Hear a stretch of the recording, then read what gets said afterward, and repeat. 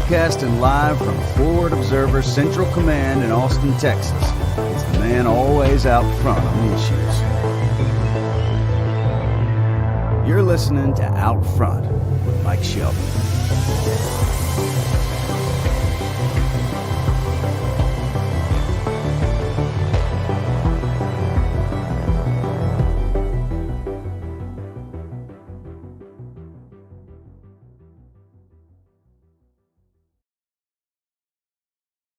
All right. Hello and good afternoon, everybody. Welcome to Out Front. I'm your host, Mike Shelby. We have a lot to talk about today. I got a long list of stuff here. We may not get through it all. All right. We're going to start off with the shout down of the day, which goes out to Jeff Bezos. Ben, if you could hit us with that pick, please. Stonks. All right. So here's the deal. Jeff Bezos put out a tweet yesterday really trying to slam Elon Musk and trying to draw aspersions, make accusations that maybe Elon Musk buying Twitter had some ulterior motives or maybe some unacknowledged risks. And Ben, if you can go ahead and hit us with that tweet. So there's a guy named Mike Forsyth who points out that Tesla's biggest market in 2021 was China, right after the United States. The Chinese battery makers are major suppliers for Tesla's electric vehicles. After 2009, when China banned Twitter, the government there had almost no leverage over the platform. And he says that may have just changed. Maybe China does have some leverage here on Twitter now because they might have leverage over Tesla. And so Jeff Bezos tweeted this guy and said, interesting question. Did the Chinese government just gain a bit of leverage over the town square? Because Elon Musk says that the Twitter has become the town square of public debate and it needs to be a free speech platform. Now, this is why Jeff Bezos gets the shout down of the day, because after he started taking heat from this stuff, Ben, you want to hit us with the next? Yeah, he says, my own answer to this question is probably not. Okay, he just answered his own question. Listen, I forget what it's called. Ben, if you'll just leave this up on the screen for a second. I forget what it's called, but there's a principle that when a headline ends with a question mark, the answer is probably no. Because maybe all they're trying to do is to ask a question in a way that they make it seem that it's likely. And they kind of use this question instead of a statement. They use this question to inject this idea into the zeitgeist, as it were. At any rate, Jeff Bezos says, well, probably not. That's probably not the case. The more likely outcome in this regard is complexity in China for Tesla rather than censorship at Twitter. But we'll see. Musk is extremely good at navigating this kind of complexity. And Elon Musk. All right, I think we're good now, Ben. Elon Musk. And the only reason I bring this up because it's super interesting. Now, one of the things that Peter Turchin and Jack Goldstone talk about, actually, this is straight from Jack Goldstone's book called Rebellions and Revolution in the Early Modern World. He takes a look at China, France, England, and one other country or maybe two other countries that I forget what they are. But it's a very, very interesting book. He talks about elites and anti-elites. And typically we think of the elites of the country as being a ruling class. And when we think about revolution, specifically bottom-up revolution, we think about peasants' revolt. And it's the peasants that take control, they storm the Bastille, and then they topple the elites and they create a new elite class, a new ruling elite. And Jack Goldstone says, actually, historically, that's not entirely accurate. The correct way to think about this is the elites and anti-elites. And he talks about in China, and I made a whole video on this actually, which maybe I'll move over to this channel or maybe update that video over here. But he talks about elites and anti-elites. And in the backdrop of the Qin dynasty in China, that collapsed. This is one of the state collapse episodes he goes into great detail on. What ended up happening was you had bandits, peasants, and the elite, which fractured into elites and anti-elites. And the elites, the kind of circle of life here, the triangle of life here, or trapezoid of life, goes: the peasants were the tax base. They had a difficult life. They produced the food for the elites, and In return, the elites may provide some protection for them in some kind of Chinese feudal system. And then you have the bandits. And the bandits' job is to steal from the peasants because that's the way, they don't work the land. They just steal the food, they steal what's available. And then they are chased around by the elites because the elites are trying to chase the bandits around to get them to stop stealing from the peasants because ultimately they're just stealing from their own tax base. The bandits are stealing from the Chinese tax base. Now, you have eventually what happens is you have so many peasants, they say, well, this doesn't make any sense. I mean, I'm working hard over here. I'm working my fingers to the bone, living on subsistence lifestyle. And I could just go retreat and go be a bandit. And if I don't want to work that day, then I don't work. If I get hungry, I just go steal from the fields of someone, or I just go kill a peasant and steal whatever they have, steal their food. And this became an economic decision for the peasants. And so what you have is this mass defection from the peasantry and increase in the bandit class. And what ended up happening, he says, during this Qin dynasty, is that the elites fractured, where you have some elites that sided with the bandits and you have other elites that sided with the peasants. And that revolution was not a bottom-up revolution. It was basically a top-to-bottom revolution where the elites fought the anti-elites and the peasant class and the bandit class lined up on their respective sides. And I bring this up because I think this is what's happening in the United States. This is what's happening in America, where we have this ruling establishment elite. And then all of a sudden in 2016, and listen, I know people will disagree with me, and that's okay. I would just say, instead of saying that I'm wrong, I would like to hear a rebuttal, or tell me what you think instead of telling me why I'm wrong.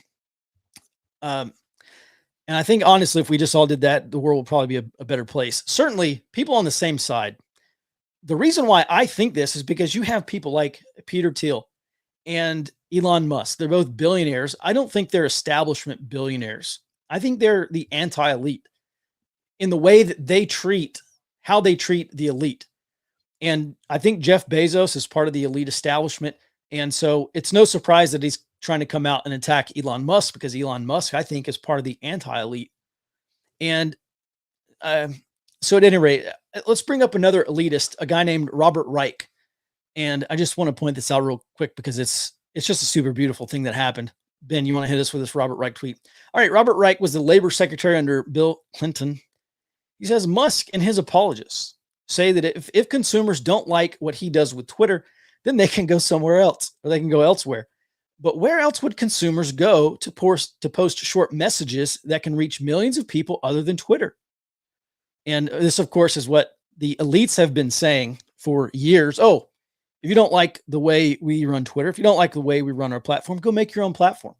And Elon Musk has bought this platform, bought access to the commons, where allegedly there will be free speech from political dissidents who were previously kicked off of Twitter, I imagine, and they don't like it one bit. Ben, hit us with the last image here. Wah. Okay, that's my response to Robert Reich. Now, in today's Chinese Foreign Ministry press conference, this guy Wang Wenbin, who's one of the Chinese Foreign Ministry spokes dudes, said, quote, he was asked by Reuters, Tesla CEO Elon Musk has reached a deal to buy Twitter. It's been suggested that China could exercise leverage over Tesla, given Tesla's manufacturing presence here, in order to influence the content on Twitter. And basically what they're saying is, if someone in the United States is saying something critical of China, then the Chinese government can lean on Elon Musk, or rather lean on Tesla, threaten Tesla's viability. Like, oh, maybe we're going to cut back on lithium sales. Maybe we're going to cut back on manufacturing or maybe we're going to impose restrictions on Tesla. And you're not going to be able to get the batteries, or you're not going to be able to produce these vehicles, which is going to hurt Tesla. Man, or you could just go kick this guy off of Twitter. I mean, it's something simple. Allow you to avoid a lot of headache. I mean, it's something minor. Or you can just face these consequences, which we're kind of thinking about doing anyway. And that's what these people are saying. Does the Chinese government have any comment on this? And Wang Wenbin was very frank. He says, I can tell you are very good at speculating, but without any basis. And he was later asked the same question. I'll get maybe to one other question at the end of the show. Oh, yeah, actually, That's a very good question. It's about the Australian defense minister telling Australians to prepare for war. That'll be at the bottom of the show. But he's asked this again about Tesla, and he just says, "Hey, I've already answered your question."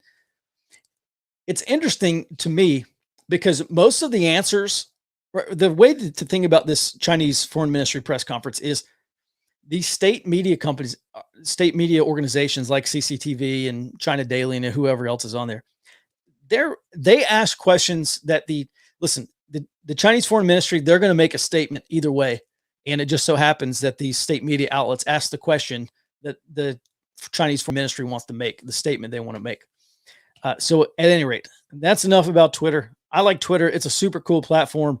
It'll be great. It would be really great if Elon Musk can make things open and transparent and really restore some trust in the platform, like stop shadow banning people because you don't like their politics.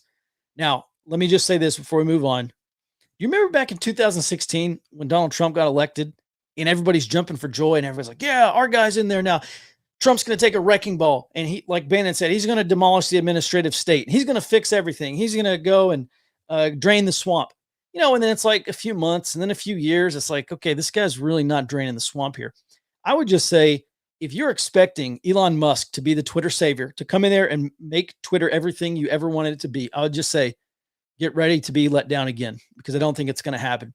The problem that Trump had is he never cleared house. He had and it's virtually impossible to do that. He had so many people in that government dedicated to ending his power in office, eroding his legitimacy and influence and power in office, that he can never. This is why I kept telling people for 4 years, you don't have to worry about Donald Trump being a dictator. He can't even get his own Secretary of Defense to do what he wants him to do. How is this guy going to just turn the entire government to some, right-wing fascist authoritarian dictatorship? It's just not going to happen. You should not be worried about that. So at any rate, unless Elon Musk goes in and clears house and replaces all the individuals making selectively enforcing Twitter policy, unless he does that, just get ready. It's the exact same. And it's the analogy. It's the exact same situation. All right, let's move on here. Today in history, because something happened important.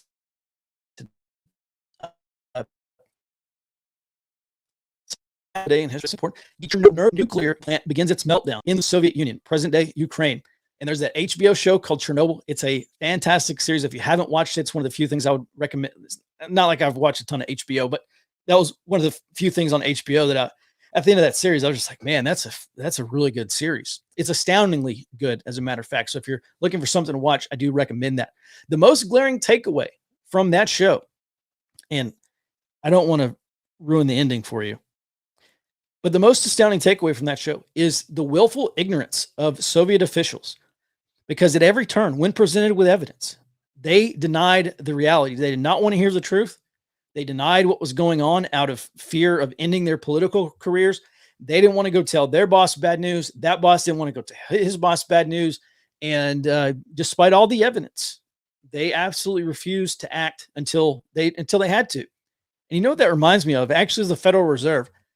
Their attitude over the past 18 months, first saying that there was no inflation, and then, the inflation is going to be very mild. We may not even get past our target rate of inflation. And then for about, I don't know, a year or so, maybe whatever, inflation was transitory. And then finally they say, well, inflation is going to be a problem, but you know what? We're going to act swiftly. We are going to do everything we need to do to combat inflation. And in my opinion, from watching the Fed moves like a hawk for the past 2 years, is they were either not forthcoming.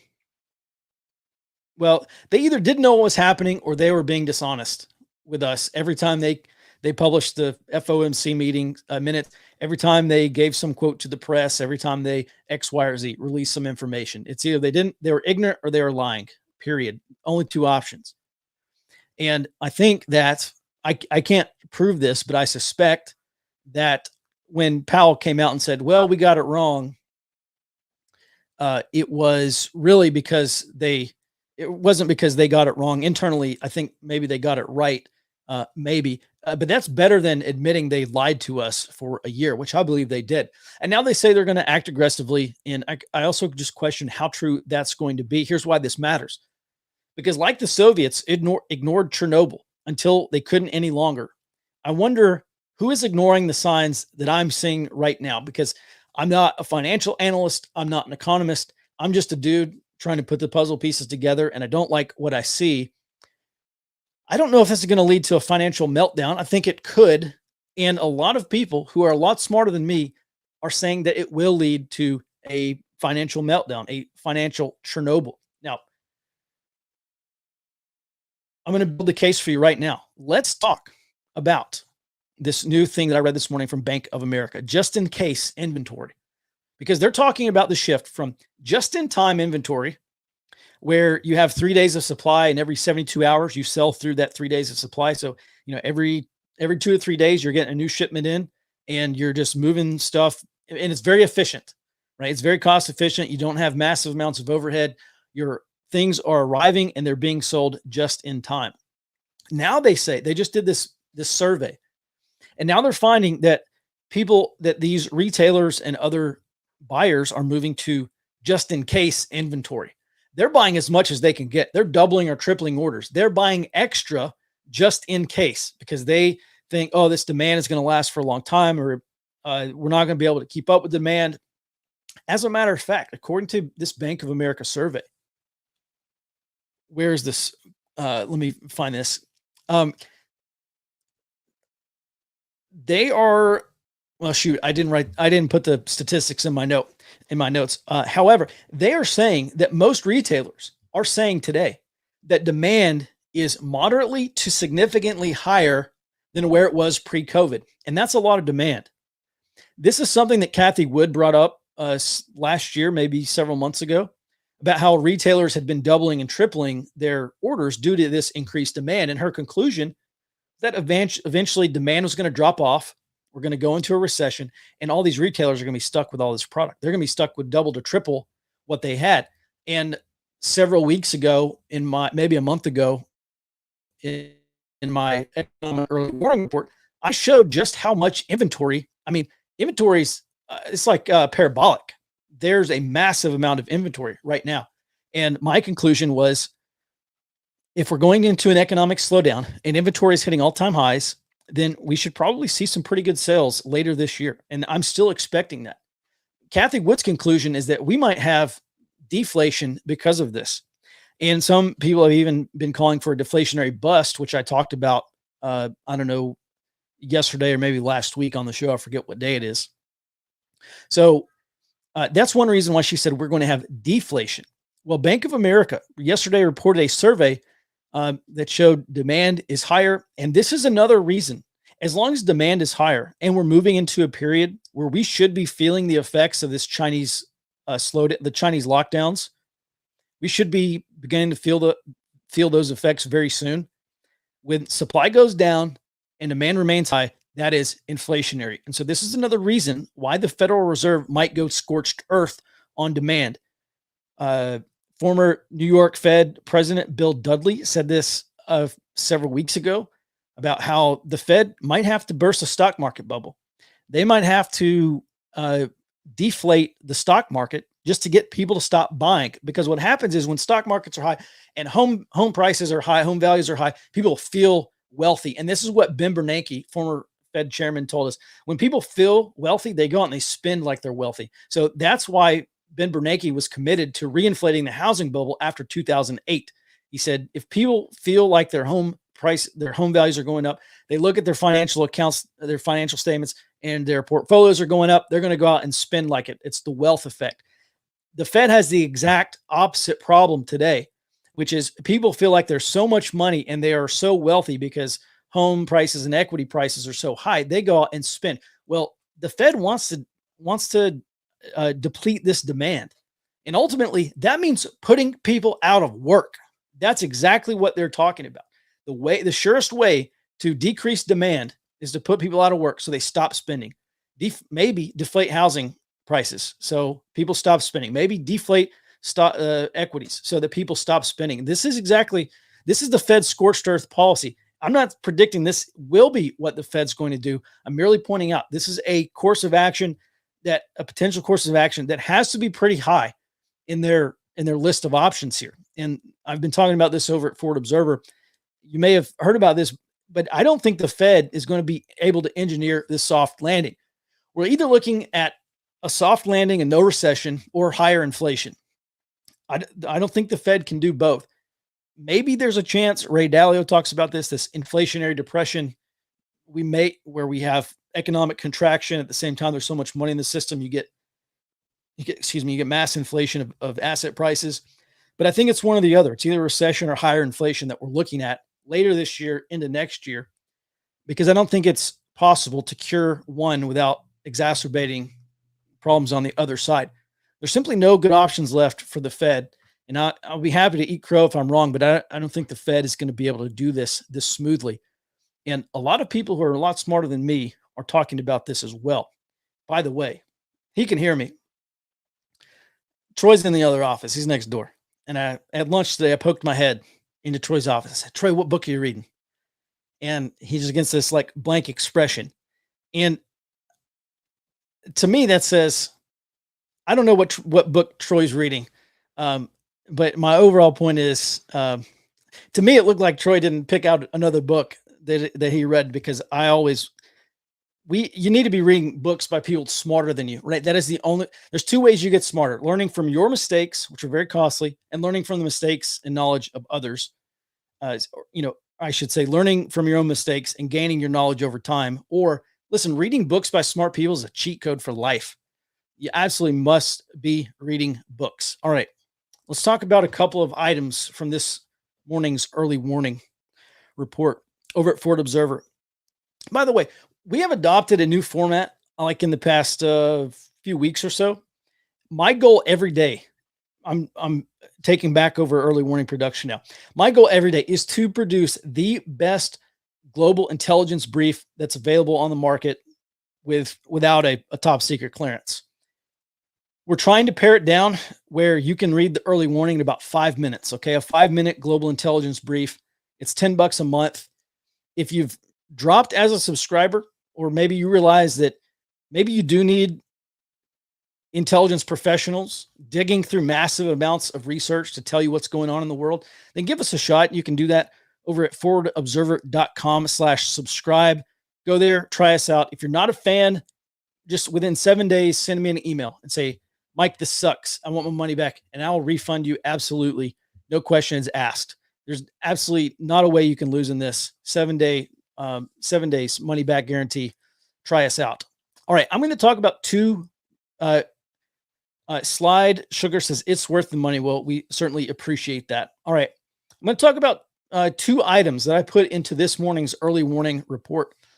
And that's for this first about free swimming lessons in Nicaragua. Okay. I don't imagine you've seen this on Fox News or CNN or wherever you get your news from. That's another reason why people trust Forward Observer to bring them this stuff. Super important. Swim instructors in Nicaragua. By the way, Nicaragua is a communist country. They have permanent party Russian troops there. The government is not good people. And so I'm naturally distrustful when I hear about free swimming lessons in Nicaragua, because they are providing these lessons to would-be migrants who are heading to the United States. They cite the number of drowning deaths, and these instructors are teaching students how to swim the Rio Grande's cross currents. One thing we have learned from the past several years, I mean, we're going on 6 years at this point, at least, from these migrant caravans. This is not just a village where a group of 100 people or 50 people say, oh yeah, life in this village is horrible, I'm going to go to the border. These are non-governmental organizations. These are NGOs who are in Central and South America organizing this stuff. Nicaragua being in Central America. NGOs are organizing these migrant waves. And this article that I read does not mention who is organizing these swimming lessons. Maybe it just could be people out of the goodness of their hearts to say, well, I don't want your 8-year-old daughter to drown trying to cross the Rio Grande, so I'm going to give you free swimming lessons. My bet is that it's some NGO down there funding these things. So this may be another non-governmental organization teaching migrants how to illegally enter the United States. And by the way, this is not just people from Nicaragua or El Salvador, or Honduras or Guatemala trying to make a better life for themselves. They're Chinese nationals. There are Uzbeks, Afghans, Pakistanis, Kyrgyzstanis, all the Stanis. I mean, people from all over the world. We have no idea who's coming across the border. And this is a massive, massive problem, which leads me into my next point, which is about House Minority Leader Kevin McCarthy, a Republican from California, is threatening to turn the tables on the Biden administration once they take control of the House, and presumably if they take control of the House and Senate in November elections, in the midterms. McCarthy is warning that he is going to pursue or could pursue impeachment charges against DHS Secretary Alejandro Mayorkas for not acting to secure the border. Here's what he said, quote, "This is his moment in time to do his job, but at any time if someone is derelict in their job, there's always the option of impeaching somebody," end quote. He continues, "They're not prepared to protect, and we cannot sustain what will happen to this nation if Title 42 is lifted," which apparently some judge in Louisiana said he would issue a temporary restraining order to stop the Biden administration from overturning Title 42. But listen, I think it was like 2 or 3 weeks before this hit the news. I was talking about this. I said, look, Biden's going to overturn Title 42. It's coming. We're going to have 1 million migrants coming over the border in 4 to 6 weeks, roughly. And now it's gone to the House Minority Leader talking about how the situation's unsustainable. Listen, that's another reason to subscribe to Ford Observer, because we're on this stuff. We talk about it talk about Monday through Friday. And I doubt we'll have a weekend edition, but if something pops off here domestically that requires kind of 24/7 monitoring, then we will. So at any rate, those are my 2 notes, important notes from early warning today. All right. We have a couple of minutes left. You know what? I'm going to go ahead and get to this.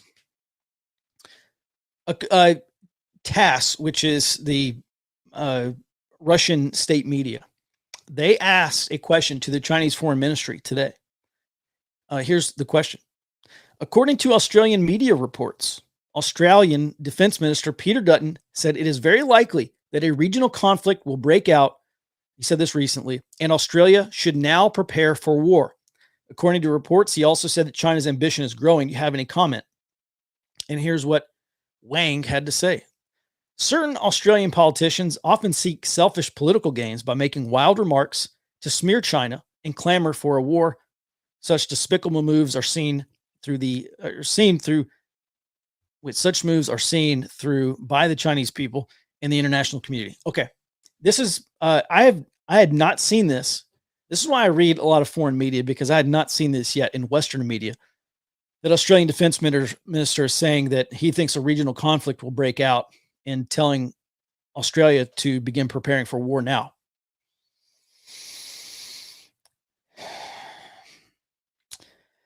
I don't know when this is going to be. I think I said, was it yesterday or maybe the day before, or maybe last week? I really think, I don't think that Xi Jinping will rock the boat. Listen, next year, he will probably secure his 3rd term next year, starting next year. And after that, I think all bets are off. At the beginning of his 3rd term, he could do basically anything he wants, because he might become president for life after that. So that is, to me, that's kind of the danger zone that we really got to be watching out for, is once it looks like and Max and I, we're going to jump into this and figure all this stuff out. But Max is our Indo-Pacific analyst over at Ford Observer. But we're going to figure all this out. And I think we're on the highway to the danger zone. Dun, dun, dun. If you're Kenny Loggins. All right, guys, that's, maybe Ben, do we have any good questions? Maybe I'll take a couple of good questions.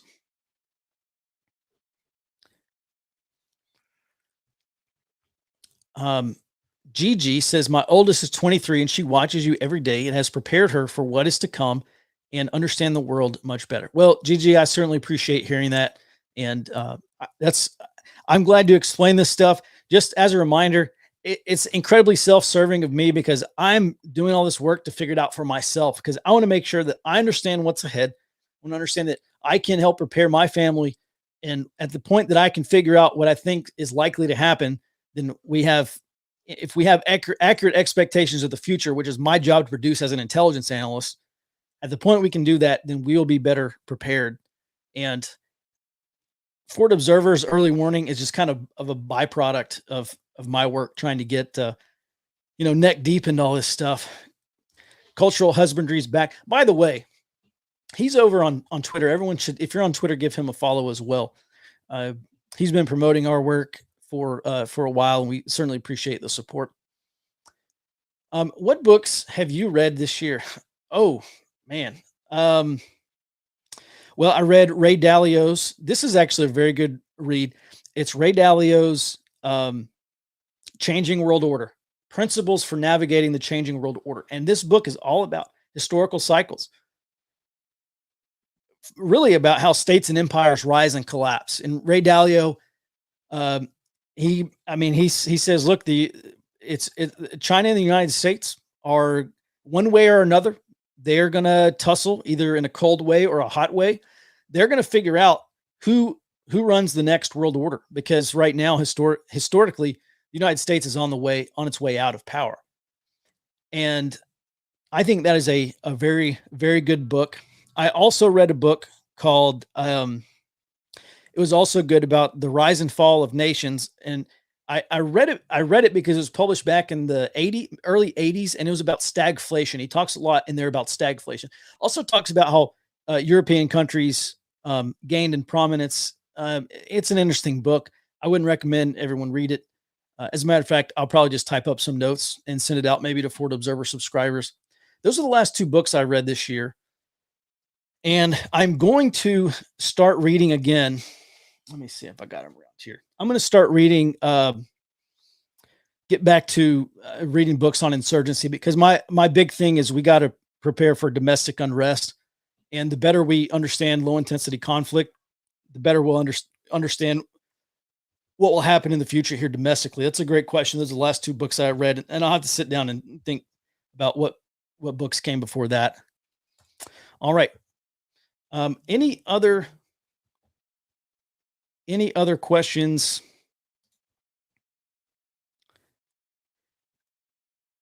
According to Yucatan Times, said 8 months in 2016, Border Patrol agents in the San Diego sector apprehended an estimated 663 Chinese nationals. How many do you guess are coming in now? I don't know. But Dustin and I have been in contact with law enforcement who are at the border, and that's a good question. I know. I think it's CBP, or maybe it's DHS, does publish those numbers, or they do publish those numbers. I don't know off the top of my head, but that stuff has not slowed down at all, I don't think. And listen, well, I just say this, and then we'll call the show. We'll call it for today. But we've been told for 12, 18 months, maybe 2+ years, that there are more spies in the United States today than there were at the height of the Cold War. And Mike Rogers, the former House Intelligence Committee chairman, said basically, look, if it's not being nailed down right now, it's being stolen. And you look back at border policies. Here's my fear. And I don't think this is an unjustified fear. Sometimes I have to really say, okay, well, this is a fear. Is it justified or is it unjustified? And then you go back and look at the evidence. And if there's enough evidence to justify the fear, then yeah, you should be concerned about it. My concern is that these foreign countries, Iran, especially North Korea, Russia, China, if you're trying to get saboteurs, intelligence networks, special operations forces into a target country that has a porous border, you jump the border. And my real fear is we don't know how many of them who are over here. And yeah, that does concern me, because the next major war we fight it's not going to be confined over there. It's going to be right here. And the Army's been warning us of that since December 2020. It seems like I talk about this every few weeks, but there's this Army report from December 2020 talking about proxy use of transnational criminal organizations, cyber attacks, protests, and domestic unrest being fomented by foreign actors, i.e. Russia or China. And man, we got another thing coming. If we think we're going to go fight a war, I think with the Russians or Chinese, go fight a hot war with no significant disruption at home. I think that's in the cards. Yeah. Question: Why would Chinese nationals be crossing the southern border? Maybe because their families over here. Yeah, maybe they're foreign agents. Lots of reasons. All right. That is going to do it for today's show. Guys, listen, I'll be back on the show starting tomorrow at 2 p.m. Central Time. If you want to support the show, you want to get access to my show notes, you can do that over at patreon.com/outfront. I believe it's in the description. And I'll have more black pills served up daily for you right here.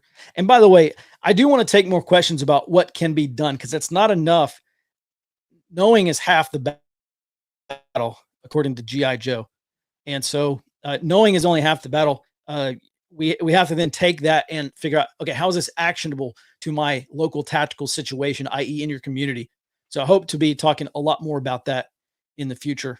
And with that, everyone, until tomorrow, be well and stay out front.